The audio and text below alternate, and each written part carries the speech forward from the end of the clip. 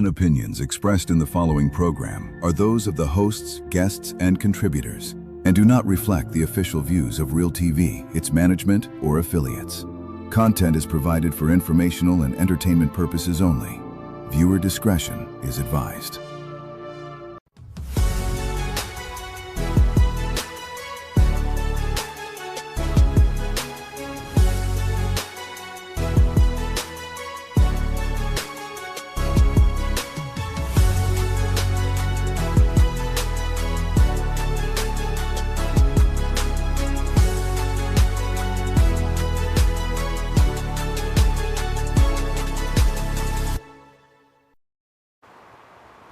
Welcome to Redemption, a road to rehabilitation and recovery.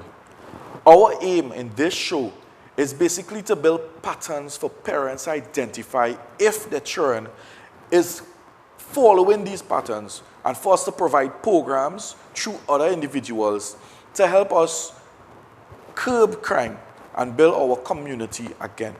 We want to have a safe community. We want to have a community where when 4 or 5 houses down the road have a party, anybody could go and eat again, just like long time. We want to make sure and bring that safety, stop people from putting million bars to build a prison in their home just to feel safe. That is nonsense. A person should not have all that fear and build a prison in their house just to feel safe. Your home should be a comfort zone. We want to have our community be safe, where, you know, they say that a society, a community is what grows up a child. And we want to have proper societies, proper communities to help nurture a child to make proper decisions. Because we know there's a lot of single parents that cause kids to go astray. Not the single parents on the whole, it's just that what they are lacking. Because a child needs the support of both parents. Positive support, not just somebody to be a parent, but somebody to have an ear to listen to help them make proper decisions, to show them a long life, right? Our show is that. We are here today at every single episode to try to let you know people make error in life. Is what happens after that error. And on top of that, when people make errors, we want you all to support the change. Don't just condemn somebody because people genuinely want to make a change, but because people blacklist or condemn, you push them into a spiral and effect of constantly doing more wrong when they're just crying out for the help and they want you to put all the confidence in them. Today we have a guest with us. I want him to say his name because his name is like a minister name. So today, let me introduce my guest and let him say his name. A real nice name. Hi, my name is Fitzlawrence Augustine. Real nice name, So, today, the reason why I bring Mr. Augustine on is that you all know about the guy who walked in Trinity section with the coffee on his back and give it out. There are certain people God put in places to bless your heart. And what I have to say is every morning, coming into Shogunas to go to work, seeing your spirit, your vibes, your smile is like, there's a reason everybody's coming. It's not myself. One of the reasons as well, I really wanted you on the show as well, because people, the light will be green or the traffic warden will tell people pass.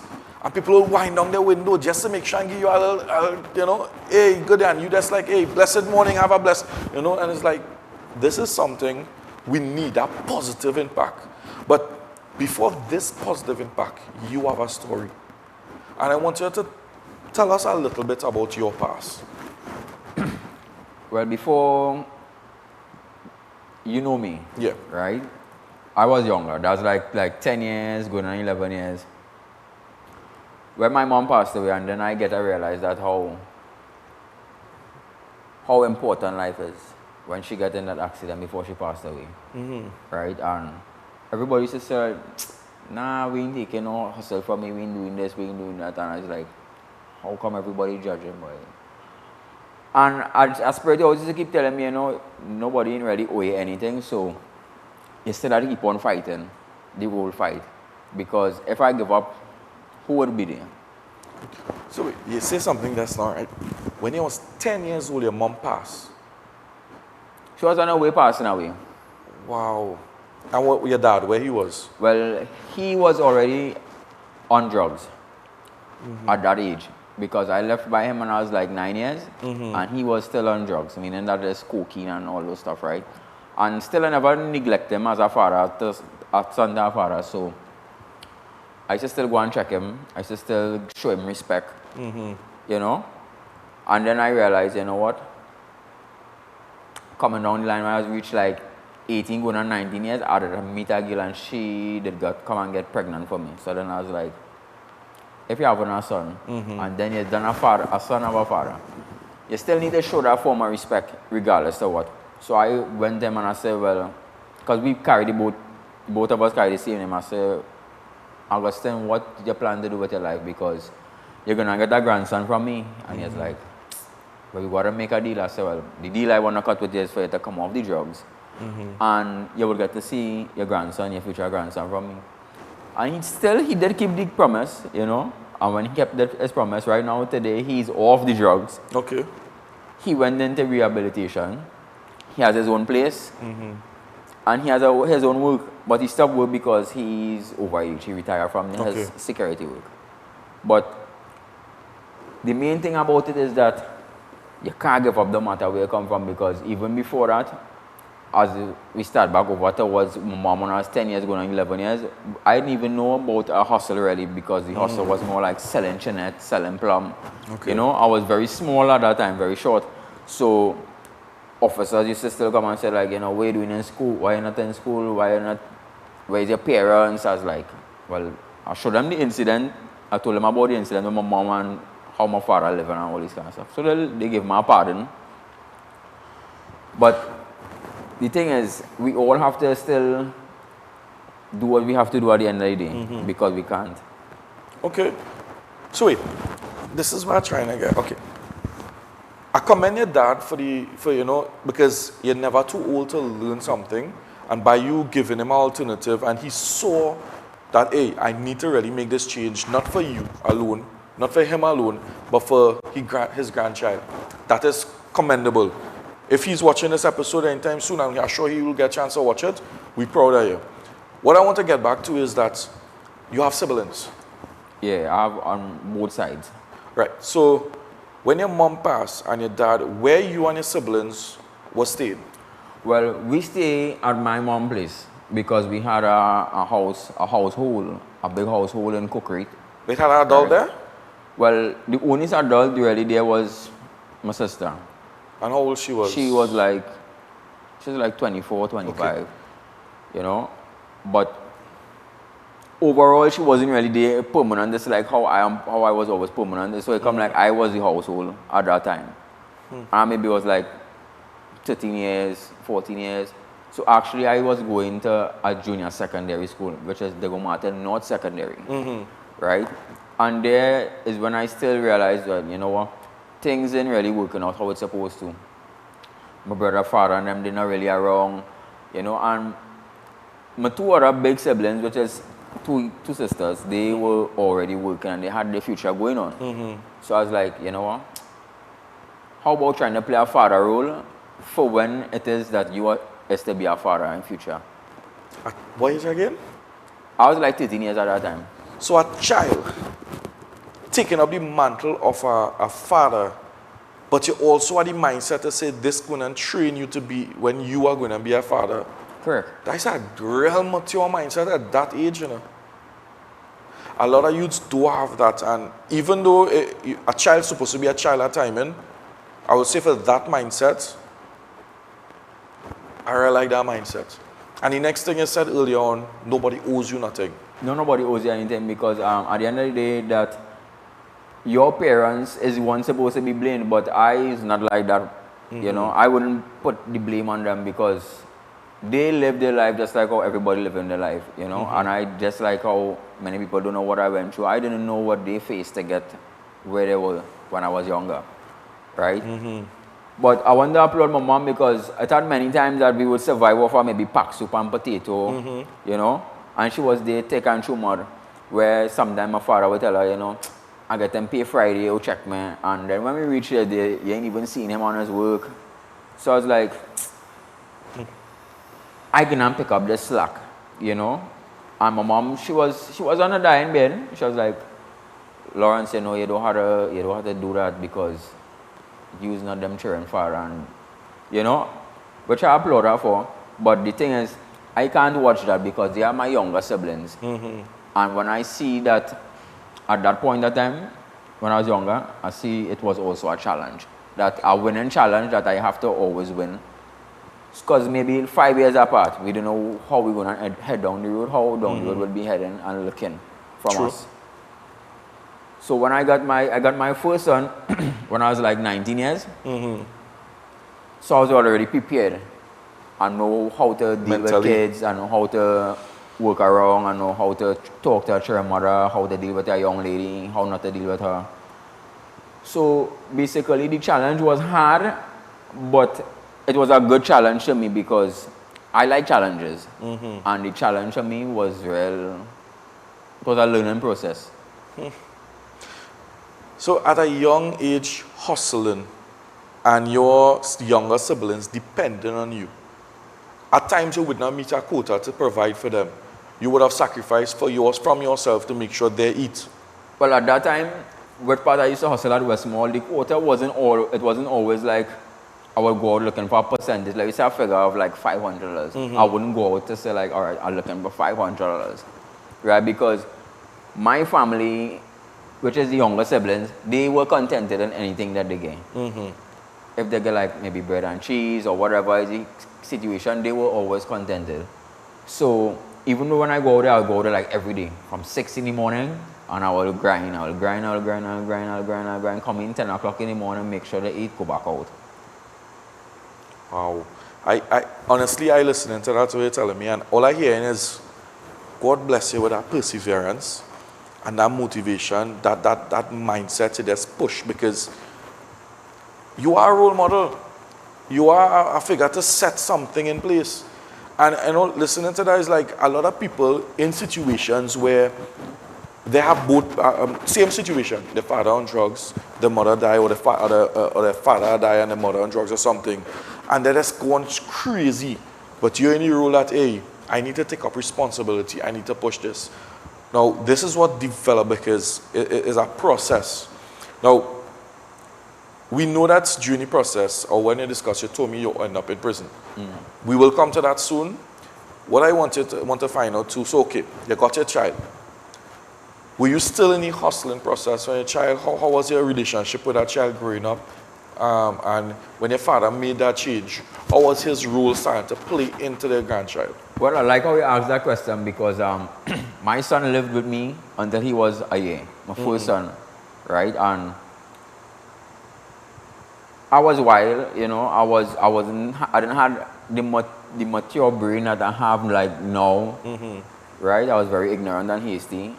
I had one of the best women in the world that I could ever ask for, but I messed that up. Anyway, but the thing is, at that time, nobody wasn't really pressuring me, right? Everything that I did, it was on my behalf. Not just like my mom said, well, you know, Lawrence, you have to do this or you have to do that. No, it was like I seen that I need to do it because nobody wouldn't get it done. Nobody else wouldn't go to do that or try to fix the problem. And seeing that my younger siblings, I know how it is to be when you're hungry. Because even within that space of time, I was out of my mom's house for a good while. You know, because as I say, I used to give trouble and thing too. And while I was out of my mom's house, I sit down and I do plenty thinking. I was like, you know, you can't already live the life that you want, that you feel that you should live. Your mom only trying to protect you. So then when I realized that, I was like, all right, bam, and I'm moving back by her. The relationship between me and my family, it never broke. Meaning that I send in things and make sure they eat this, that. And then it was vice versa. I understand. So vice versa, meaning that, all right, I didn't have anything and they were the same one that I had was sitting back to. Wow. So what I'm seeing here thus far is laying out. Now everybody makes errors in life, right? And he's laying out a very nice foundation for a developing person into father role and responsibility. But it's a rough road. Anyway, so far, when we come back, you're going to hear a little bit of what happened when he got incarcerated, and let us see what was the process going through. This is Redemption, a road to rehabilitation and recovery. Let's take a break.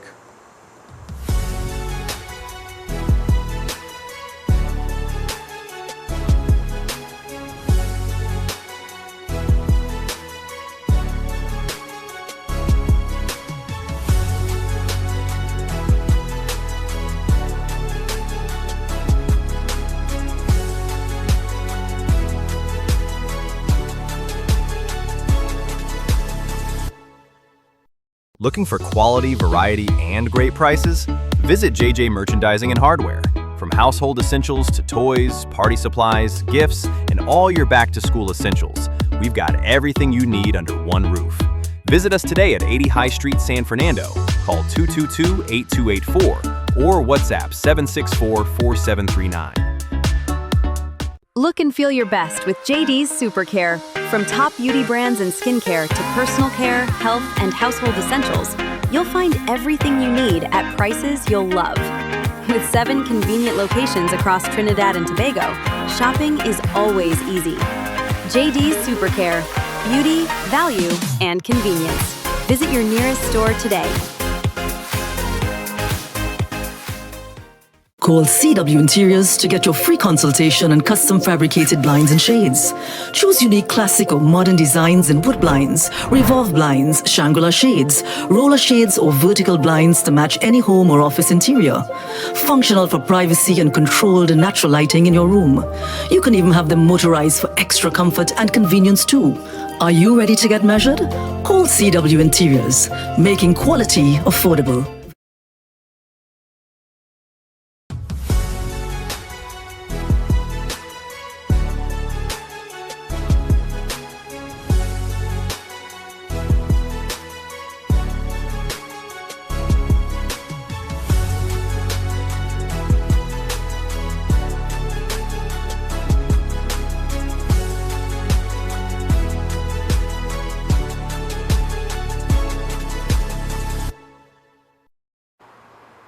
Welcome back to Redemption, a road to rehabilitation and recovery.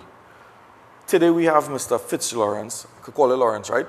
Yeah, at that, the whole long name now. So we have him with us today. You all heard the story earlier on of his life before he got incarcerated. You all heard the road that he took from when his mother passed to he taking up the mantle of supporting his siblings, his younger siblings. To his father who was on drugs, and then he seeing the need for him to have his father in his child's life as well, and the continuous respect that he has to his father, because at the end of the day, he's a father. And his father deciding that, his son is right, and he need to make that change. And there's some nice little lessons there. And some people should learn from it, because it's real hard to come off of drugs, honestly, especially cocaine. It's real hard, and for him to actually put down that, to take up his father and grandfather mantle. And you all saw the road of that where when he ended up with her, he said the best woman. Correct. I hope she see this and understand that at that point in time, God placed somebody right in that point in time, but we all make errors. You all heard the story so far. Now, I understand that you was incarcerated at a point in time. How old was you when you was incarcerated? Well, I was like 26. 26. Tell us the story of what occurred now, and how was it entering prison? Well, it happened in 2026, so it would be 2023. Right? So, I was on my way going back down to Port of Spain by my sister. And then before that, I didn't really have much money and things, so I was frustrated. That was make months going down by them. I was very frustrated. And then they don't even have a work or anything. So I was more frustrated when I go down by them, like, what I mine over this. And then my partner, he told me, and we have a little scene there to go and handle the thing. I went on the scene, nevertheless, not knowing it was a robbery. So anyway, nobody imperfect. So I showed my loyalty, and that is how I ended up coming and get locked up. He ended up calling out my name, my government name, and That's why the police ended up coming to hold me and all this stuff. But when I reached in the prison, my first set of days, I did stop smoke. Okay. You know, I hold up on smoking, and then after I say, you know what, I had 2 kids out there. How am I gonna make money? So I asked a friend, one of my cellmates, who I now went in there with. I said, yo, how does make money in the prison? You know, besides like smoking and all these kind of things. I was like, well, you know, you go to sell phone card or whatever. I said, nah, I can't do that because I don't want them come and bust down because they're going to have a phone. I was like, wait. So then I come up with the idea that when I started working in the canteen, that I will sell over stuff to inmates until, because sometimes their family wouldn't get time to come one time or visiting time. So I will give them, I'll buy over stuff for them, give them until their family come. So I will get cash money out in the free will. And like that's how I saw my kids from inside the day. I will work, part of my money I will smoke, and most of my money I will send for them out in the free will. So you say you stopped smoking after a while in prison. What prison you was in? I was in Port of Spain prison. Ooh. They say once you make it in that prison, because that's the hardest, isn't it?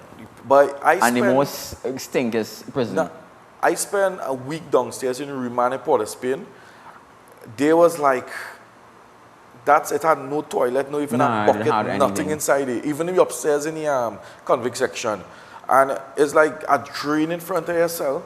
You have to pee in a cup, no blinds, nothing. Like how you know in Golden Grove anyway, you could put a blind for privacy.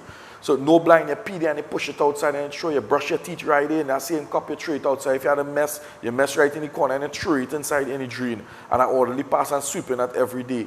And it's like, how could we allow people to live in this country? Now I understand as people make decisions and go there, but the people who are affected by this is also prison officers as well, because there's so much bacteria and things, and we need to kind of make a better scenario.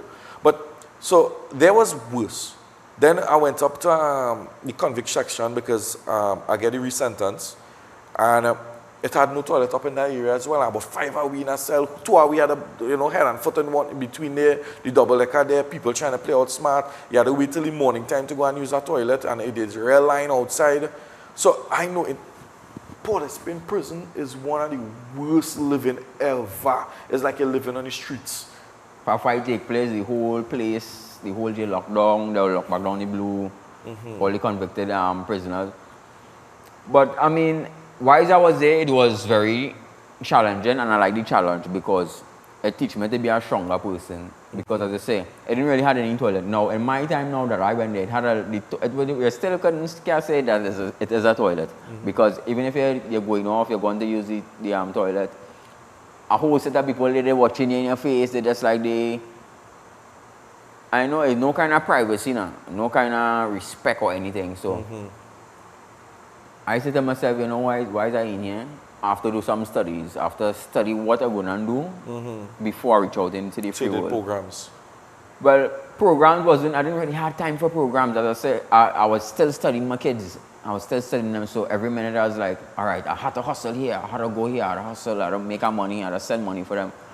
And that was my motive every day. Every day I was like, just like how in the free world now, it's still a thing that I have to do to make sure and send, because the mom wasn't working at that time.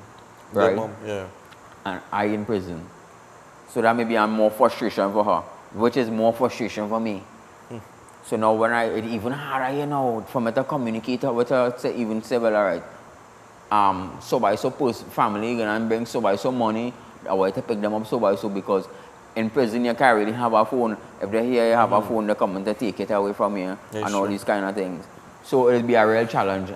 And some months before I come out, I had a good partner who used to move with me and thing. And we did be working.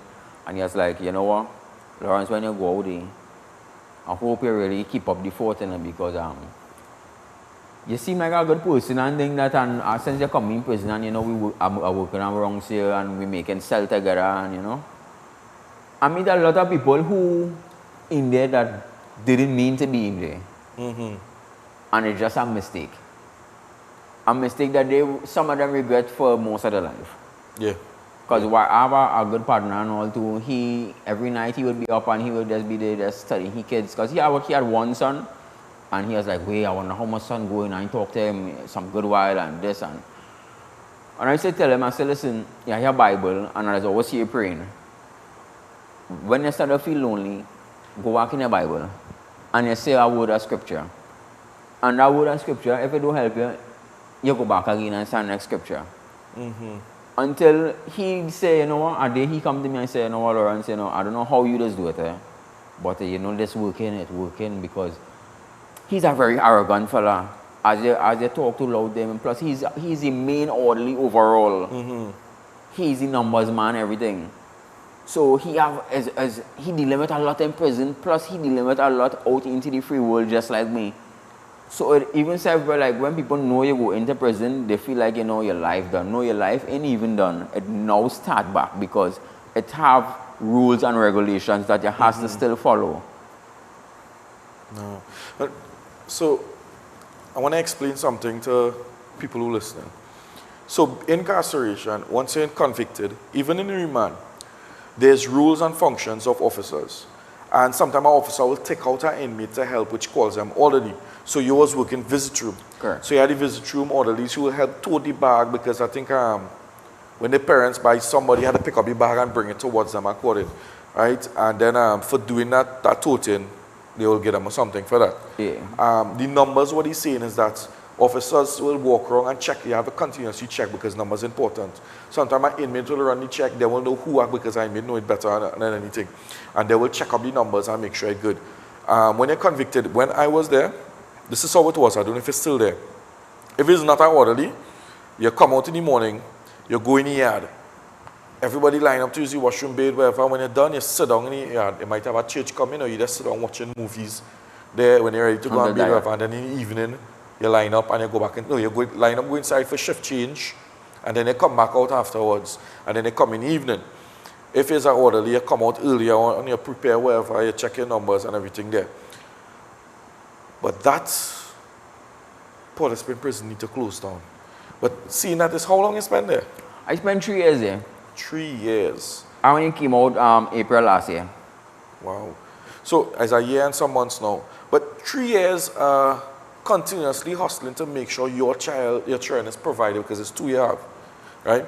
And going through that process, being inside there, you ever felt like to give up?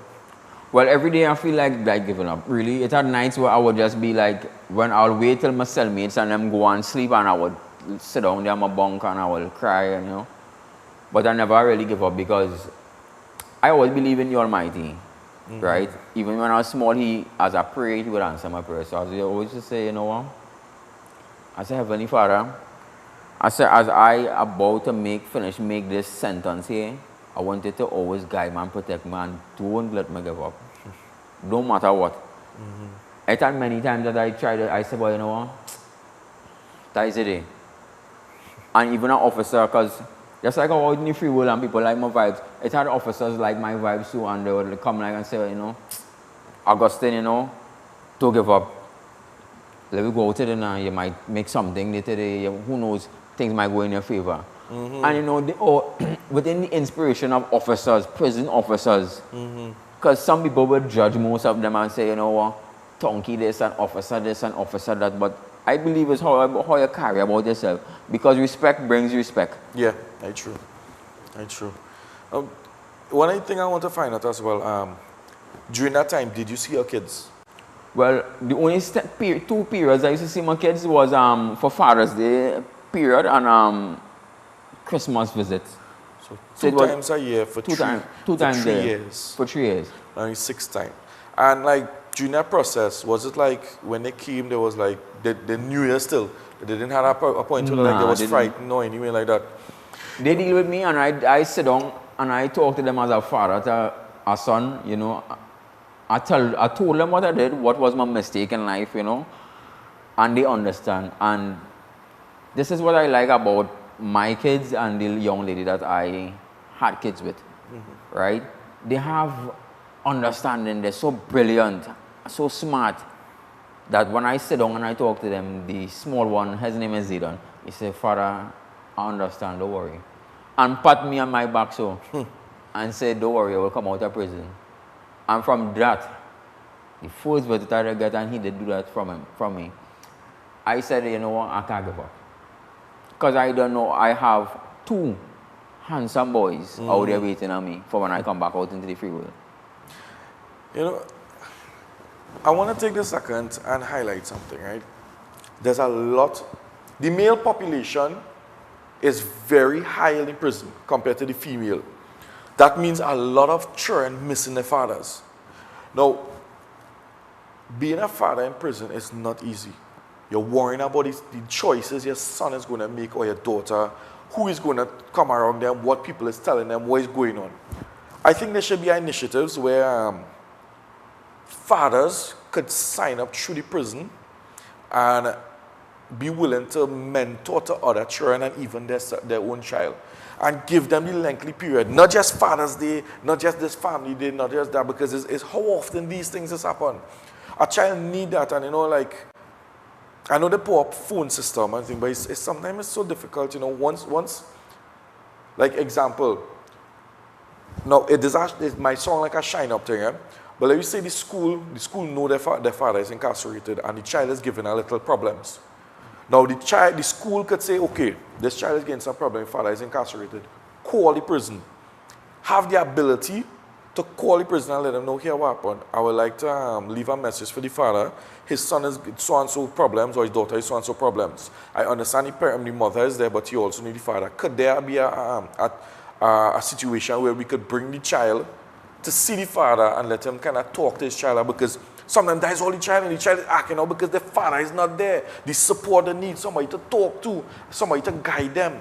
And I think that will be a good initiative. Schools should know, I know it's knowing people's business, but know which parent has a father or mother incarcerated, and any situation occurring, they should be given the opportunity to call the prison and put something in place for the father or the mother to talk to the child. Even if it's a call by the welfare and call, and they call the school and have a little phone conversation, and I'm like, no, wait, you know, I need you to know that this way you're doing not correct. And if you're continuous in this road, it could end up back in place where I is. And it hurting me so much to know the situation. And inside is not a good place, you know. Because I would say, my dad was incarcerated already. And when he came out, he bought the bread home with the butter, and I see ants come out and things, but I was too young to really understand it now. It's a whole situation. And I didn't know in a couple of years after I would end up incarcerated. That is the situation, right? But children need their parents, and we should try to push for that, you know.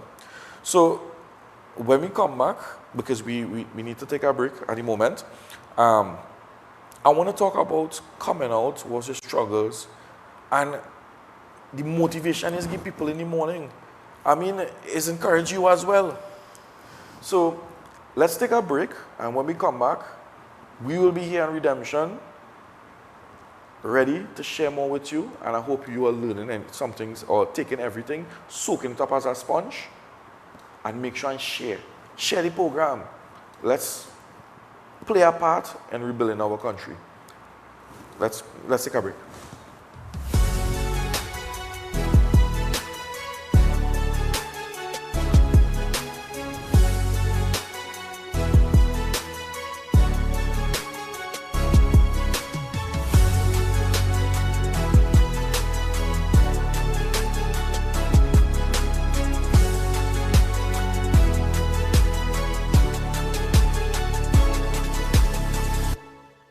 For over 50 years, we've kept TNT's motor industry moving.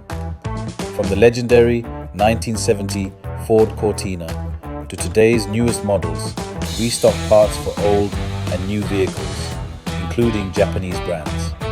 Gaia's Motor Supplies. Call us today for your quote. From plants and fertilizers to tools and supplies, Cam's Agro Supplies and Nursery has it all. Visit us today or call 362-8939 or 343-8018. Need pickup parts fast? Excess Marketing Limited has new and used pickup parts at unbeatable prices. Quality parts, reliable service. Call us today.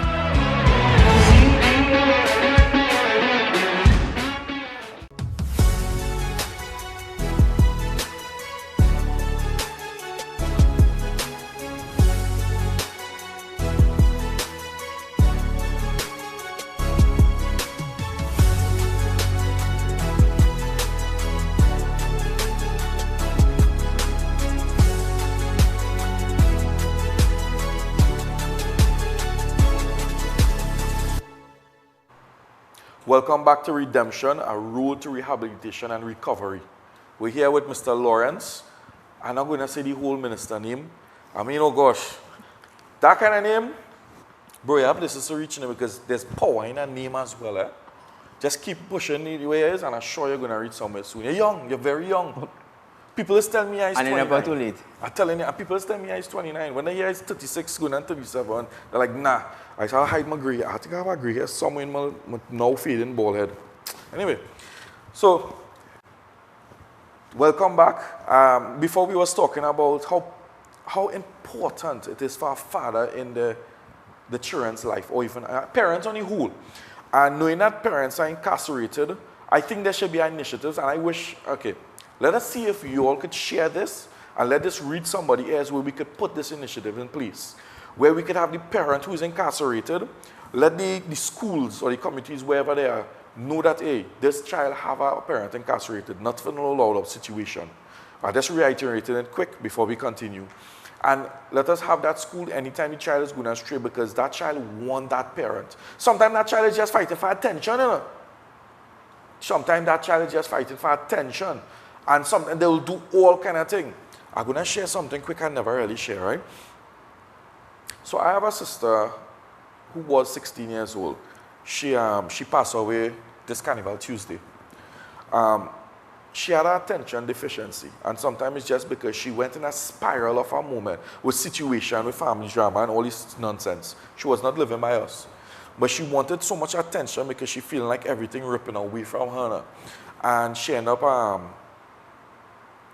put something around her neck to get an impression for somebody to say, okay, she need more attention and this thing. I don't want to say how much, but it was like in a slope, and so when she pulled the swing, the wood hit she in her face and she slipped. And she ended up hanging herself by mistake. And when she was just turned 16, and she didn't know how much, she had so much for her life. But the things she was going through, the situation with family, not getting along, and she just wanted family to get back together and everybody to be good, for them to communicate, for she to be able to feel like she in her home, because she lost her mom, right? Her dad ended up with a third stroke, which is my dad. And he's in a home, and he can't take care of them or anything like that. So there, she by her family, and she wasn't feeling fulfilled anyway. And this is what you need. She needed people around her. She needed the people around her who would have had the most impact on her. And this is why kids would react a certain way for parents. They want their parent to give them that attention. Not to treat them bad or claim that, oh, they're bad at this, they're mischievous. No, they want to sit down with them. Explain like, okay, example, a young girl or a young man going through life and experiment because of peer pressure, they might end up having intercourse. And they're afraid to tell their family, their father or mother, because they feel, they think and they know, they say, okay, they're going to get, how they say it? Even by their friends, they're going to get labeled and they're going to get buff on these things. But sometimes they just want the parents to sit down. Here, what happened? I done this. I know. And, first thing as a parent, you should like, was it protected? So I understand you can't undo that already. That mistake, that error, it happened. Is what you're going to do with it after. And you sit down and you're like, okay, I understand you did this. Thank God you was protected. Or if there wasn't protected, we need to find out what's going to happen, what situations like this. And reason with the child to understand that, hey, that child, once a child could see that trust, I could come with my parent for anything, there's a whole different procedure with that child. That child not going to do any sort of delinquent. They could know they could sit down, have a conversation with their parents, and and come to a conclusion or make a situation better. Now, getting back to Mr. Fitzlawrence. Just Augustine for short. Mr. Lawrence. Because I said name I give my first time, Lawrence. Sure, Lawrence. So after 3 years, he came out. I wanted to share, because coming out is not a bed of roses. The first I came on, Mommy carried me KFC in St. Helena. I was nervous because I haven't hold money in my hand in a while. I out here, it's a pretty girl. I ain't say, yes, it's a pretty girl, wrong. I had my phone so I could have called. And, but it's like, it's a new world. As my little brother say, I was like a baby growing again. After 3 years being released, what did you went through, struggles, gain, whatever, did you went through at that little period until you're here? Well, basically, when I come out, I had one person besides who was staying by my cousin. I had one person that really cared for me. As I told you, his name is Sheldon. That's my uncle, and he never left my back nowhere. You know, he was like, when I come out of prison today, he come and pick me up. So he said we go beach. All the promises he said he would do, he kept. He kept all his promises. He kept his word, and we went. We went to the beach.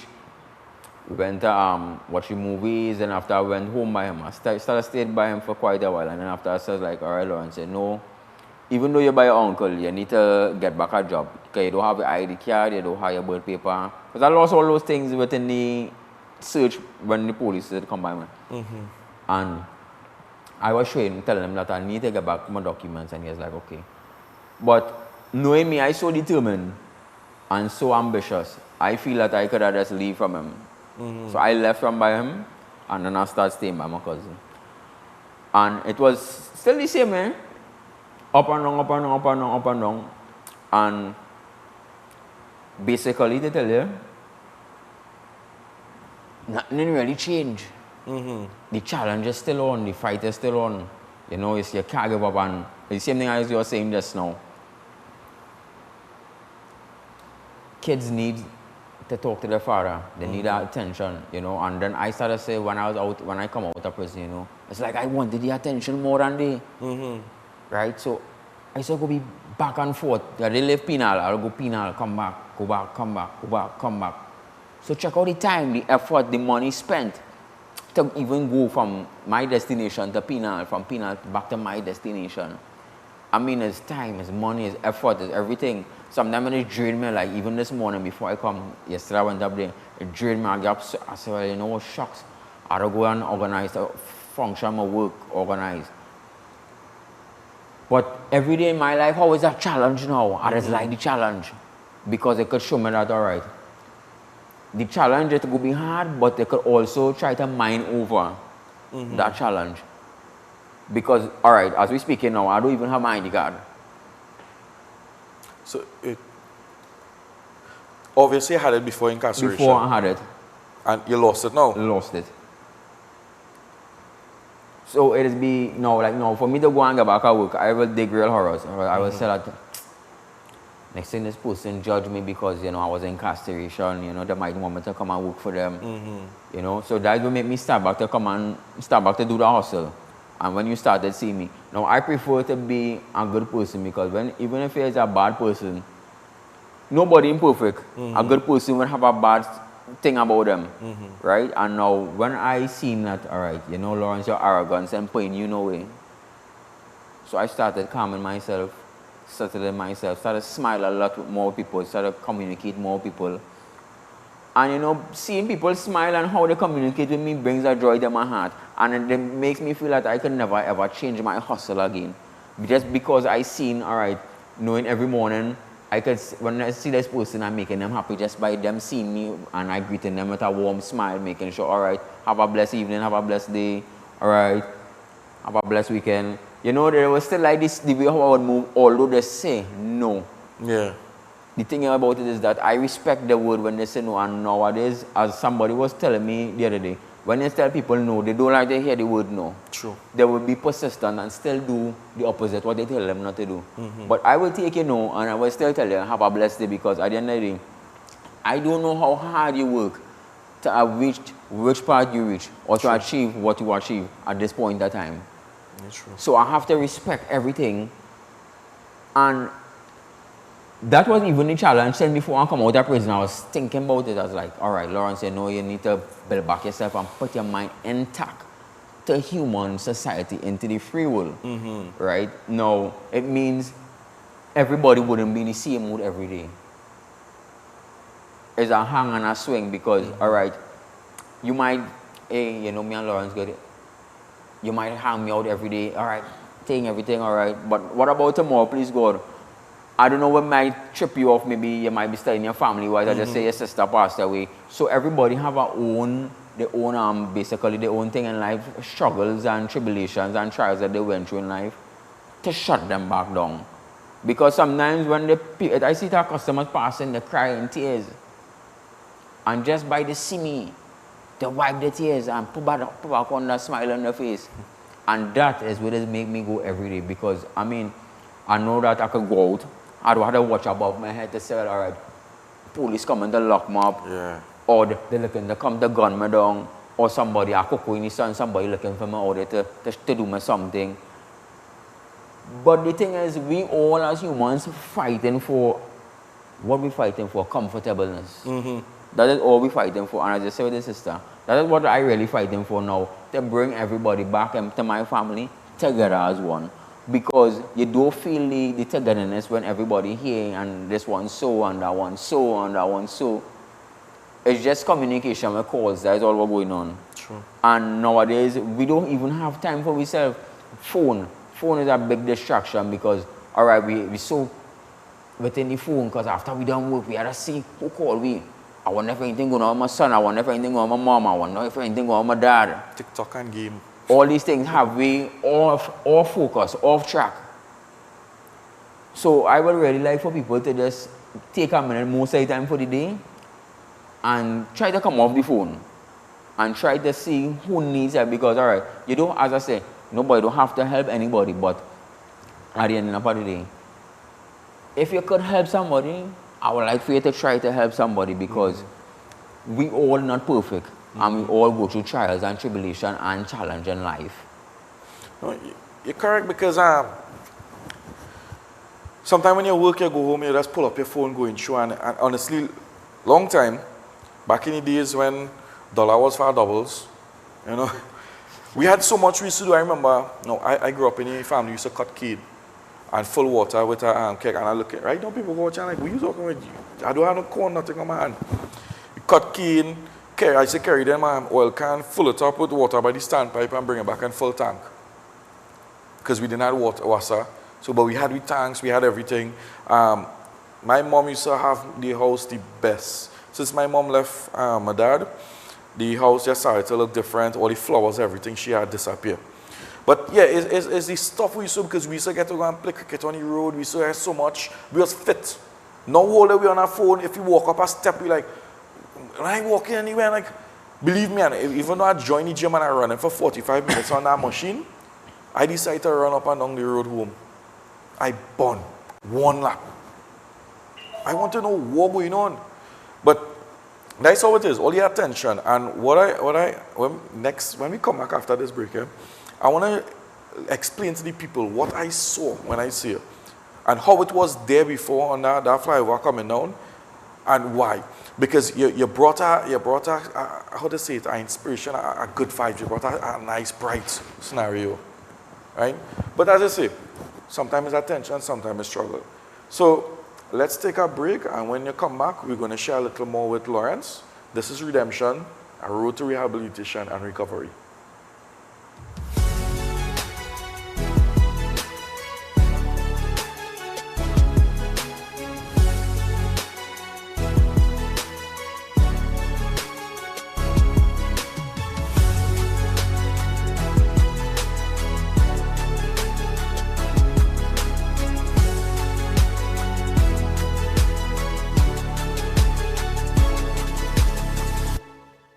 Looking for quality, variety, and great prices?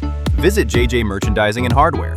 From household essentials to toys, party supplies, gifts, and all your back-to-school essentials, we've got everything you need under one roof. Visit us today at 80 High Street, San Fernando.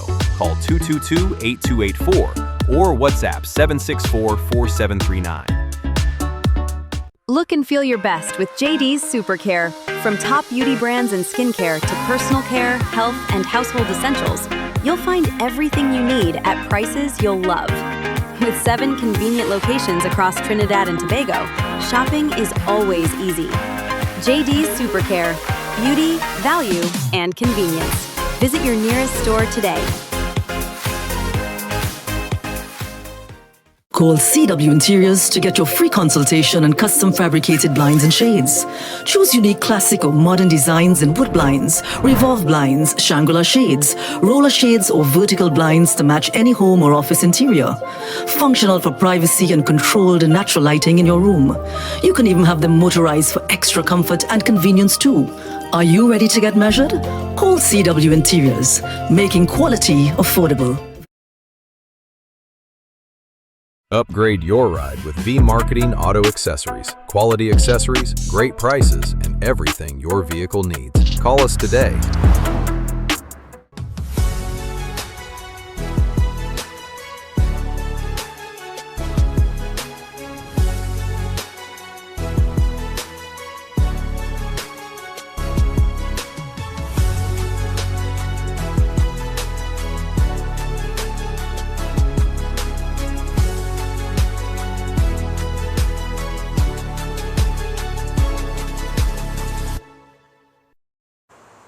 Welcome back to Redemption, a road to rehabilitation and recovery. We're here with Mr. Lawrence, and those who have watched from the beginning, Lawrence have come from a past where he took up a father figure role to his younger siblings at a very young age. Have technically saved your dad from going in a depth of drug addiction. He has become a parent, end up in a wrong situation, incarcerated for 3 years, come out. And one of the reasons why I kind of, how to say it, I look forward to talking to you every day. And here why. Lawrence, before you end up doing like cleaning people's screen and also showing that blessed vibes on the Sugarwater flyover, it just had people passing up and down and begging, nobody giving nothing, you know. And when I saw you from the first day walking, even though people said things and you saw this, I was like, something different about this person, right? And you're coming out, everybody is saying, hey, blessed morning, much love, or you have an amazing day, or let's say, and the words of inspiration and blessings is like it changed the whole scenario. You come, even though you're like, not worry, let me clean it for you today. You know, clean it front, clean it back. Just have to make sure you see it clear, and you know, you bless up. And you smile, you don't ever drop that smile. So every day I come in, if I don't see you on that flyover, it's like something missing because, and I tell you know what I like about it, and I tell my girlfriend, I say, what I really inspired about is that you're not begging. Right? Because sometimes I ask the question when I've seen people begging, every single day they're begging. So you get the money today. What about if you take the money, cut half in it, invest it in to buy something and resell it? And you know, be change like that every day. You have a woman who's I don't know. With the sign? Yeah, she's be done by C3, by South Park, by Sugarwater. Where's she from, Mamarel? Is that Indian? So I try to figure out how you pay for that sign. How you reach in them places, and it's a different sign every time. So some people just do it as a business. So I don't give people just so, right? But I watching you every single time, and you're not begging. You're working, you would get the blessing, and people will still just give you that blessing back. You know, and it's like, this person and doing crime, and I tell my girlfriend, I say, you know, what make him stand out? And I realize because they have other people, not everybody, but some other people who does the same thing in golf and these places. But they genuinely, like, they show you the joy and they literally don't want to choose crime. They know hard life is right now. The cost of living is exceedingly high. And they was like, I don't want to end up in prison or I don't want to go back. I want to make this change. I have family. I had this. I think I had a guy in Trinity, he missing two to three teeth. But he say everybody's live, everybody's eat, and we making sure I live. And no matter if you say no, they're going to say. And this is the people just look forward to see you in the morning. Not just because, okay, you're cleaning now, and it's just, I literally see people, the light green, they tell me, we come, they would wind down the glass fast. Bonks, pull back up the glass, even me. That's, you know, the couple enough, and you know, you get to see them blessings this morning, but they still wind down the glass, like, hey, and he said, blessed morning, enjoy your day. And this is like what we need. Correct. You know, your determination, you know you have a family. You would struggle, you say you live in Central and you would end up penal every so often just to make sure. You take that distance on the whole, the dedication, right? The determination. And every single day. I mean that you hearing people making sure and tell you you're an inspiration to them every morning? How you guys Correct. feel? Well, I feel super happy. I feel so excited, I must say, because before I started in coming Chaguanas to Central, I used to hustle at Gulf City, doing the same hustle. And it wasn't so welcome. Everybody was still, they used to like me. I always a favorite, no matter where I go. Because my vibes and the way how I communicate with people are more different. So, I a favorite. So now, how I come to Chaguanas now, before I met you, I used to have a ageable lady, and she'd pass every day. But I used to find she moving real arrogant. I was like, I'm on and I pull on her. I said, Mom, I say, might not talk to her. She said, well, all right. And she gave many time, you know, which I respect about her, to talk to her. And the thing is, her problem is that she didn't have people to communicate with her, to give her that love, that inspiration to just go again. Just go again. Now, after that morning when I done spoke to her, every day that lady passed, she's just look out for me. That's like how you say, it have even more than other customers than her. They will look out for me because just that inspiration. When from them they see me, they don't know it's vibes, pure good vibes, pure good natural energy, right? So, all right, like for instance, some people like energy because they could suck off your energy to get your energy, so they will try to feel how you feeling. Now, most people like to do that with me because they always tell themselves, because I have one, there's such a smile, nice smile, that everything is okay. But it's always good to keep a smile on your face, whether you're going through pain, whether you're going through happiness, you still have to keep that smile. I get one of the best smiles in the world from my mom, you know, and the thing is, I also learned how to deal with people. So if I get a job now, clientele, I know how to deal with my client. So they wouldn't say, sir, you know, you're one of the employers, and he don't have much respect and thing. No, I want when they come, they could say, who is the guy I talked to last time? Yeah. One of your workers. No, the dark one with the plaits. What's his name again? Oh, Augustine. Yes. No, I want to recommend them very good. I bring some stuff for him. You know, this is the kind of thing that one day I don't want nobody pass and they say, well, you know what? Nah, we ain't want nothing from me because he getting on too arrogant. He even respect nobody. He cussing this person, cussing that person. So as I out there, I try to build a communication within love. So within parents could even show their kids love. Why is they passing? Because even at mornings I see parents, they'll be so arrogant with their kids because they hurry to go to work and they had to drop the child to school and then they had to go back to the gym and then from gym they had to go back home and cook and then so everybody have a task that they're supposed to fulfill every day in life. So within me, they see me out there and I know when they see me because they just tell me that I bring a joy and a happiness to them. I will be there just to bring that joy and happiness so your day could go on. Now when I do that, I also make it my day because when I make your day, I'm making Your day as well, that motivation. You know, so during the period when I saw him, I was just compelled that day. I pulled out my glass and I say, hey, I'm real proud of you. That's what you're doing. You remember that day? Correct is right. Correct is right. You know, and I shocked because with that hustle, people just discriminate people, right? Because as I say, it had plenty blogs about us all over the internet, all over the social media, and you know. So people who like where I am, who show me that they're still looking to give me a help or however you feel to put it, assistance. I would like that. And I would take that into consideration and put that into my mind and put it into my heart and bracket it in the two places so that you would never ever go against me. So every day that you pass, I will always know I have you in my heart, right which part I need you to be. And if I steal your heart and your joy, that means that, all right, every time you come in, you don't know your joy within seeing me. yeah. So No, from the because- time you see me, you don't know it is. Because that day I share a little bit of one more story. And I'm sure you probably watch this guy coming into this vehicle and it's like, you never know I went through that. But I shared it and I tell you, hey, don't give up because I had nothing. And look where I am now. And I still have places to And go that to because make me God- give up more because when you show me the incident, what happened to you, I was like, wait. It's never too late to just change here one time. I'm telling you.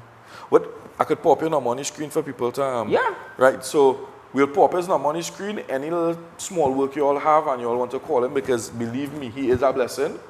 You all could call him, and yeah, you will see the type of person, because I want some people who come in the morning time, see the show, and make sure and say, I see you on the show, boy. You know? Because, hey, I tell you, after that day, I always look, I'm making sure and tell you. So that's why I ask you, say, I need some inspiration on my show as well, because every single person come is an inspiration to everybody. But I need to share it, because some people relate to different people differently. And I know some people relate to you a certain way as well. Yeah, they're more related. And I'm glad, I really thank so much for the opportunity for you to come on here, share the story, because you have something to teach people. And believe, Alia, if you don't pass your sugar on, so do anything, take a morning and pass your sugar on and just see this man vibes.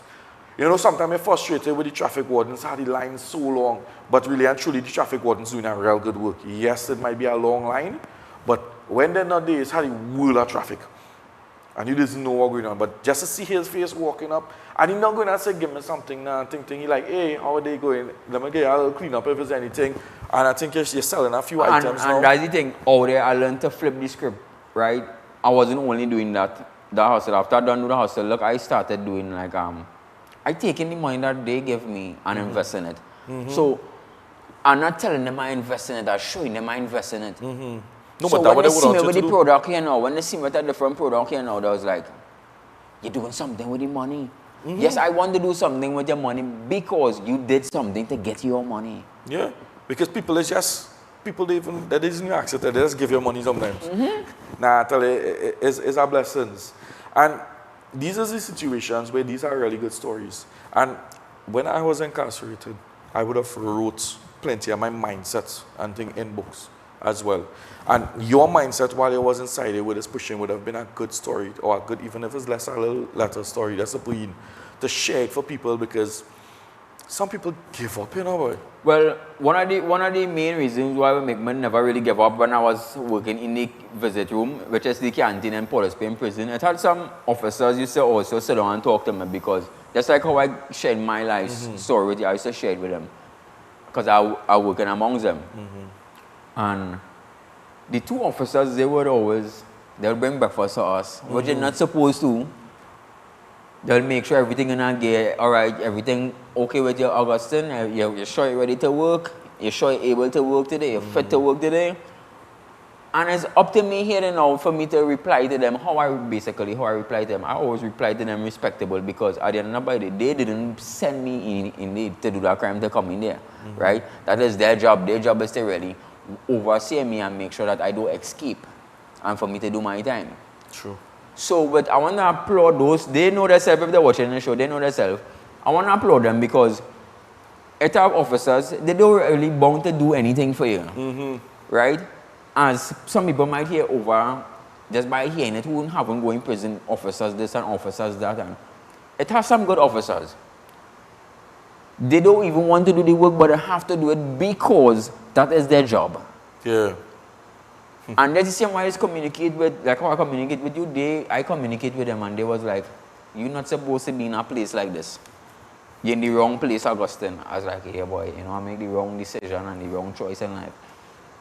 And before I left, the day before I leave, as a matter of fact, I went out in the canteen and I was talking to them. And they break down in tears. They say, well, we can't see again right now. I said, well, don't worry. You see me in the free will. Now, the other day, I saw one of the officers. The day before yesterday, I saw one of the officers drive past him. And he was like, I like how you're doing it now, Augustine. You might not have a permanent, stable job, but you're not distressing nobody's life anymore, and you're making an honest dollar. And he said, I will bring a smile to his face again. Not in the prison again. All the prisoners still bring a smile to his face and a joy. Nah, that's how it is, boy. You see, so I just elaborating, I also extending this because a lot of prison officers see prisoners as dogs. But there are prison officers who see them as citizens and human beings who made an error in life, and they need proper guidance. For those officers, 100% respect. Correct. Because it's only one officer I saw out here. And when I walk up to him, because, you know, every Indian officer is called Ram. Yeah, correct, that's right, Ram. So I walk up, I say, Mr. Ram, he like, I don't know, I think it's in movie tongue in C3. I don't know who you're talking about. I like, but ain't you a recruiter, Green Man officer, I would think. He like, man, nah, wrong person, man. I'm watching him, man, like, why not go and do nothing? Because it had officers who was advantages, and I saw them. Yeah, but they never treat me so bad, but they did wrong. And I saw them out here, I was like, I said at the end of the day, you had your duty, and I learned a lot, and I thank you for you fulfilling your duty, and I am here today. Correct. Why must I do something out of time? Because at the end of the day, I about my growth, you know. And if I do you something wrong, that is going to hinder my growth, you know. And they never put you back the same place again, which part you was. And they're going to go crazy ripping out of here. That'll make no sense. But, so, I have to say, I want you all past Shogunas and you fly over and see this guy. Give him a bounce, see his blessings. Lawrence, thanks so much for coming out today. Right? I really hope you all call the number what was up earlier on. Give him some little work. He's there supporting his kids, not doing any crime, and keep on being a blessing to people. So, I thank each and every one of you all for looking at this episode, for everybody who's played a part in our life growing up and teaching us something. Go on Amazon, search up my name, bring up my books, my education to kids, my mindset when I was in prison, my motivation. Let us build our community back, right? One step at a time, and I am taking my step. With this is redemption, a road to rehabilitation and recovery. See you next time.